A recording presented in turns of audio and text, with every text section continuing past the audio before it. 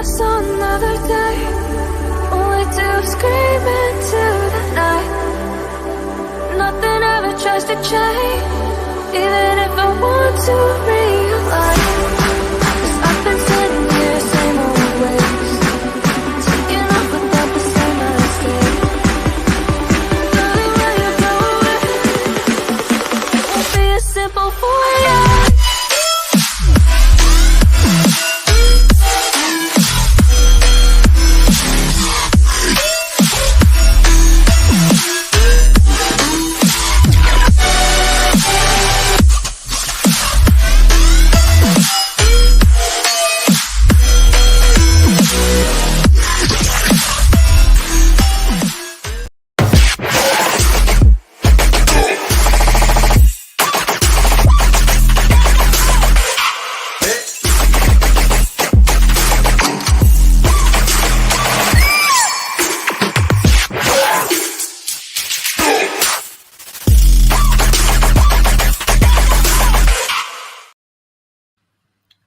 Right. We're back.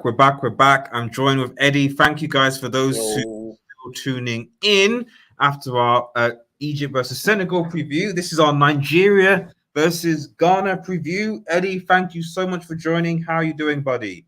Yeah, I'm doing all right, Red Devil. Thanks for having me on. I'm hoping we're going to have a positive preview here. So let's get into it, bro. Thanks again, man. Also, have you been working out? I'm seeing those gains, man. There's gains. Yeah, I actually used to be a boxer, like amateur level. Like not anything big, but yeah, I still got like 'cause I don't do it anymore. I still got like my boxing arms. I used to do like quite a lot of press ups, a lot of boxing bag work. So yeah, that's what you're seeing, bro. No, it's getting a bit hotter. It's getting a bit hotter now. Have you got that good weather? I've noticed, yeah. Even up north here, like it's. I think it was like 18 degrees today, which is if you're not watching in the UK, that's hot for the UK, you know. So exactly. Yeah. So that's why I've got my guns out. You know, I can still feel the warmth. Bro, Nigeria. Where do we start, man? Before we get into the preview, we obviously need to reflect on the recent, I think, AFCON performance. I think that. As a Nigerian, I think there was a lot of feeling going into AFCON that we didn't really know what to expect, you know, and especially with the reports that the Portuguese guy, I've forgotten his name, was going to be the manager afterwards. I think a lot of people were very skeptical about how Nigeria were going to perform, you know, in this tournament going forward. And fair play, we topped the group. We were able to beat Egypt, one of the favorites. And based on that, and based on how we convincingly beat other teams, there was the expectation that Nigeria were going to go forward and at the very least get the semi-final. I didn't think that we'd beat Cameroon in their own country, but I thought we'd get there. We get close. Then in the round of 16, Nigeria faced Morocco, and everything seems to unravel. It was Morocco, was it Tunisia? No, Tunisia. Sorry, Tunisia, yeah, even worse. Tunisia, and everything seems to unravel. Alex Iwobi comes on and basically gets himself sent off. He's such a double agent, man, coming on and doing that stud challenge, man. He is I don't want to disrespect him too much because he's JJ Okocha's nephew, but come on. I'm really happy that he's not in the squad, to be honest. Is that the reason why he is that the reason why he has a career? Because he's JJ Okocha's nephew? But I mean, I don't want to go that far, but he was all right at Arsenal, wasn't he? I mean, I don't know if you watched him at Arsenal. He was all right. I watched him at Arsenal, but they sold him presumably for a reason. And I also think that, you know, this is the problem I think with Nigeria, the Nigerian national team, is that we're so desperate to get anybody to play because often the talented Nigerian players tend to want to play for England. I mean, that comes to the point of seeing Ademola Lookman actually switch to the Eagles. So some people are trying to get the proper appearances for their country where they have roots in, which is good because Ademola Lookman could have gone into the England squad and probably used for a friendly and then booted out, and then he's tied for even trying to go to another country to get football. So yeah. I know what you're saying, man. There's been a legacy of just what is it, second generation Nigerians going for like different countries, and predominantly playing for England. So it's but that also comes with issues of corruption in the NFF, players getting paid, being disgruntled, not taking it seriously. So that is obviously something that's overlying things. Now, the only reason why that would give me any sort of optimism going forward into this is just the simple fact that Ghana are also having the same problems. You know what I mean? Ghana are also having the same, like they're also their corporation is corrupt. Their players aren't getting paid. Their players disgruntled. They're in a complete, a total mess. So the corruption is really bad. Sorry, I just got to say, I got to ask you actually, because I heard that certain players for Nigeria, like they would actually bribe their way to get into the team, so you wouldn't see the best players. You'd see certain players that wanted to pay their way into the team. I don't know if that's true. Did you hear of that kind of stuff in the history of Nigeria? It's like, if that happens, that's just reflects the corruption as well. No, I mean, this is the thing where you're like, I genuinely believe in African football in general, I would say, is that there are a lot of players are not coming through to the main teams, the respective teams, because they just don't have the money. It's almost a low QA, because in the USA, I guess the USA are doing a better job at cultivating the talent, but it's a similar kind of pay for play situation where, like, if you have the right connections and the right people, you can pay to improve your situation. You know what? You just made me think. You made me think of Maguire. Is Maguire paying his way into that England team, bro? Because I think Maguire has nudes. That's what I would say. Southgate nudes. He must have Southgate, and he's got nudes. He's got nudes on someone. He's got nudes. So let's get into the game in particular. Like, so obviously it's away first. We are away. How do you feel that we should set up for this game? I'll get the squads out so I can just share them. But how do you think that we should set up for this game? You know what? I was looking at Augustin Iguavin, obviously the Nigerian coach. I was looking at some of his philosophy, just doing some research on him. He was on this channel called I think it was called The Coaching Room or something like that. Okay. But he was talking about just the legacy of Nigeria, about how the team sets up with I think at the time when he was talking about the team that he was talking about, I think he was talking about the 94 team. I don't know. I think that was the one that won the Olympics. I forgot. Nigeria won the Olympics in the early 90s, wasn't it? Was it early 90s that Nigeria won? Yes, it was the early 90s, yes. Yeah. So he was really talking about how they've got to have a strong spine, which, that applies to a lot of teams, really. And then I've seen the formations that he plays. He plays a 4-2-3-1. So another thing is that he was saying the wingers, there's a big reliance on the wingers. We've seen anyway with Nigerian heritage, there's always a batch of wingers or wing forwards coming through. I mean, I was even looking at the squad, and there's so many wingers in the team. It's just an embarrassment of wingers in the team. Like, you got the likes of Musa, Simon, Chukwueze, Dennis, Lookman.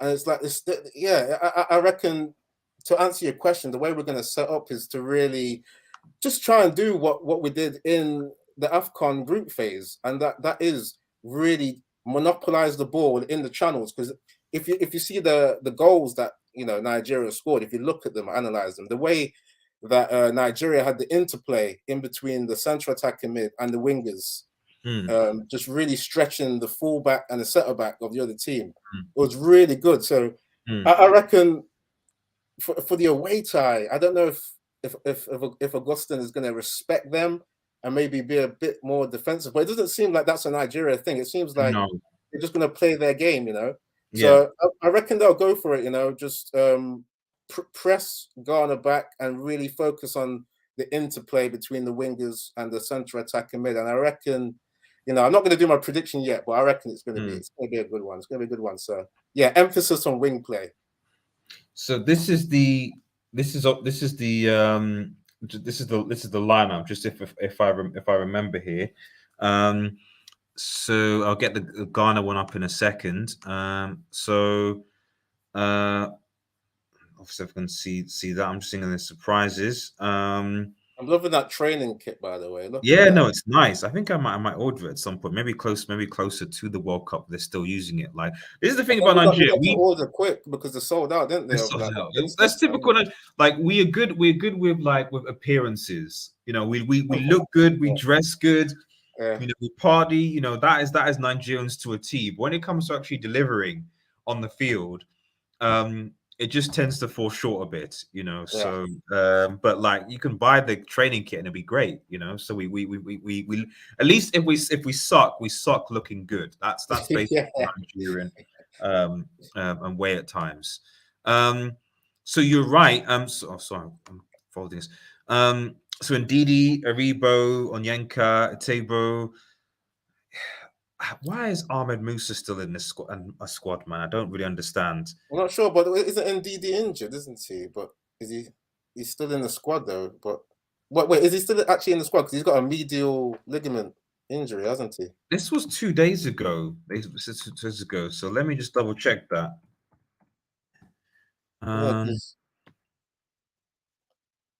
the squad's. Oh no, yeah, he's out. Yes, but we won't miss him. Yeah, he is out. Yes, he is out. Yeah, so it's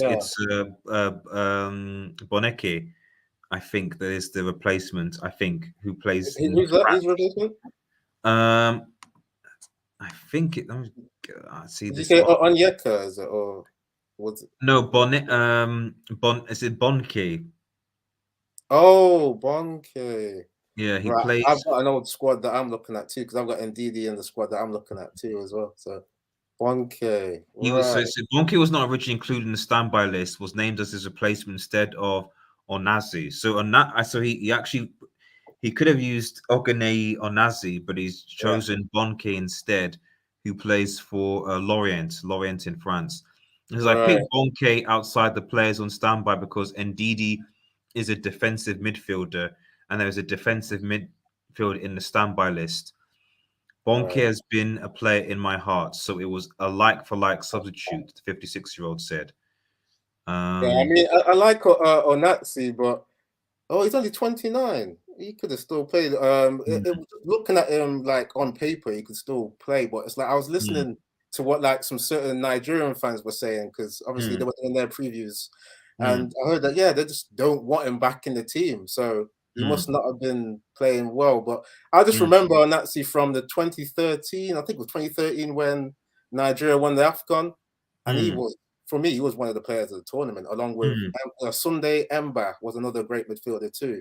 But that was quite a long time ago now, isn't it? Like over a decade ago, that is. Yes. And since then, has Nigerian football really picked up? I don't think so. Unfortunately, sure, but it's good that the team's got a Nigerian manager that likes to play football. So I'm glad he stayed on, and the Portuguese guys not come in, because really, I mean, if you look at it, like the football that a country should be playing should be their football and not really influenced by another country, because we would see a Portuguese mentality, wouldn't we, if that manager came in? Yeah. No, I agree, buddy. I agree. Let me just quickly bring the Ghana squad up. Right. I need to really create slideshows before, but I've been so busy. But anyway, it's fine. Oh man, keep it flowing, bro. We're good. Here we go. So there's the Black Star squad. At least there could be some changes, but I'm not really. Manager, he looks worried. He does it. He looks like he's caught in the headlights, man. What's wrong with him? I can't even. Ishaku wingers, Abdul Fatu plays for Sporting. Do any of these players actually play in any top tier Dennis Adoy. I remember Dennis Adoy. Yeah, he's a defending player at FC Braga, so I do remember him. Right. Yeah, he used to play for Fulham, didn't he? Obviously, Daniel Amate, obviously, yeah, for Leicester City, who's more of a DM. Thomas Partey, you'd expect, obviously him as well, for Arsenal. So he's going to be, and he's obviously Partey is obviously picking up some good form. Is their captain? Do you know who the captain is? I'm not sure. I imagine it would be. I mean, it's the front line really that I don't really care that much about, because I think that Jordan Ayew is finished. And then the others, Felix Afenajan, like I would really. The Nigerian squad is better than the Ghanaian squad. Like it just is, Yeah, especially in attack. I'd say that definitely. But yeah, I actually made some notes on who the captain was. Actually, I was asking about the captain. It's actually Andre Ayew, isn't it? But he's suspended. Yeah. So they're missing a talisman. Apparently, he's good enough to be captain, but he's missing. So that's a good sign. That's a very good Nigeria. sign. Yeah. That's a very good sign. And I think, as you said, I think, as you said, someone looks worried. Someone looks very worried. I heard he's the interim. I heard he's like temporary. Yeah, isn't he? I don't know whether it's because what's his name, Chris Hudson is supposed to be overseeing things or something. I don't know if that means that they're wanting to oversee and replace him later. I've got no idea. Right. But I just got to say on Otto Addo, great name by the way. I love the way it yes. Otto Addo just flows off the tongue, but. He just reminded me, because he's interim, right? And the team didn't do well in the AFCON. And I was like, he went out of the competition, obviously. And I was just like thinking about the interim at Man United. I was thinking Otto is the Black Ralph Rangnick but was it him? Did he manage a team at AFCON? I thought it was a different manager. Well, from the research I was looking at, it said he was the manager during those games. Oh right! I thought they sacked their coach and then got this guy in. They sacked that Serbian manager. Was it Rajanovic or was it Radovac? I think it's called. I forgot what his name is, but it's a Serbian coach, right? And he was sacked just before that competition. Oh, they sacked him just before AFCON, not yeah. AFCON. Okay, that's my bad. Okay. Yeah, the former manager Milovan Rajovac. Yeah, and he's gone to Serbia now to manage them. Fine. Which I mean, Serbia are well, I think they're at the I think they're qualified, if I recall. I think they're at the World Cup already. Yes, I'm fairly sure they've qualified already. I think that's the thing. They were in Portugal's group. I think Serbia qualified ahead of Portugal. So much to Ronaldo's dismay, as you can expect. Yeah. Eddie, just as we sort of round things up here, because I appreciate like it's late. What are your score predictions going into this game, and what are your expectations from this Nigerian side going into this game away for Egypt? I mean, I'm just like psychologically, I'm looking at the fact that Nigeria, they were playing so well in that group phase, and then to lose that the group phase of the AFCON, obviously they were playing so well. Like they like no one. I mean, the way they beat Egypt was really good. I mean, that Iheanacho goal was beautiful, and it wasn't just like lucky goals or whatever. You saw the interplay that they had. Like I was mentioning earlier, that the plays they have in between the fullback and the centre back, the way they the wingers and the central attacking mids play for Nigeria is very dynamic. So for me, that just gives me confidence. And then what is it, Andre Ayew being out as well, missing the talisman. I was looking at the form. Ghana have not won anything in the last 4 games as well. Nigeria 3 wins out of the last 2. So everything just points to Nigeria maybe not battering them, but getting a win. Because I know what you said, RDS. You said when Nigeria are favourites, some of that pressure tends to get to them. Okay, but I just have a good feeling, man. Like the way I was hearing Austin Aguavan talk before the game, he's confident. He knows what he's doing, man. He knows the philosophy. He knows the legacy of the team. He knows that emphasis should be on attacking with the wingers. So I'm going 2-1 Nigeria, man. I see them winning this, man. They've got to do it. Fair enough. Fair enough. I want to hear some positivity from you, though, bro. Come on, man. Come on, man. I'm going to be cautious and say that it's going to be a draw, but I think that we'll get the dub in Nigeria. That's what I think. Right. I think that we will underestimate them, as we always do, in Ghana, and I think it'll be difficult. But I think that when we come back to Nigeria, I think we will get the dub. I think that Ghana won't have enough. So I predict probably a 1-1 for Nigeria, and then so 1-1 for Nigeria, and then probably a 2-0 in back home. So I think we'll win 3-1 over aggregate. So I do think we'll make it just, and I also do think that keeping Alex Iwobi at home has helped. And also, we've got to remember that Nigeria did have like quite a few injuries, you know. So I don't think Chukwueze, for example, was available at AFCON. He wasn't there. Yeah. I mean, I don't think he's even been that good this season, to be honest. No, like, have you seen his record domestically? He's had a lot of substitute appearances. Yeah. So although he has been injured for quite a bit of the season, he started well, I think. But I think ever since he took that injury, I think it kind of threw him off. I do think Ndidi is going to be a miss, and I think that midfield battle is going to be interesting, especially if they, depending on how going to go, if they play Amati and Partey together and sort of go very defensive and then just hits on the break. Because that for me is my only worry here, because Ndidi is one of our best players in that position, and him being there, especially being disciplined there, I am a bit concerned that. Did you say who you think starts there? Because there's Aribo. He looks good because he's a Rangers player too, and they actually look good in it. They could actually win that Europa. So who do you see playing next to Aribo? Well, is he going to play? And Yarman say he's going to play this Bonke guy, Bonake? I'm not sure because Onyeka is in there. I mean, has he been making that many appearances for Brentford? I'm not sure. Not particularly, no. Whereas this guy Bonke has been playing regularly for was it Lorient? That's the French team. So it's possible he could do that. I'm not entirely sure. All I know is that I think Ndidi is going to be a big miss. I'm interested to see how we're going to compensate for that. But at the same time, as you said rightly, Ghana's attack is completely toothless. In fact, did they even score a goal? Let me look at the AFCON again. If I recall, I've got it up now. Did they score a goal in the? Yeah, they got. So their results were losing to Morocco 1-0, then they drew with Gabon 1-1, and then shockingly lost to Comoros 3-2. Yeah, that was. They were scoring, but just stinking.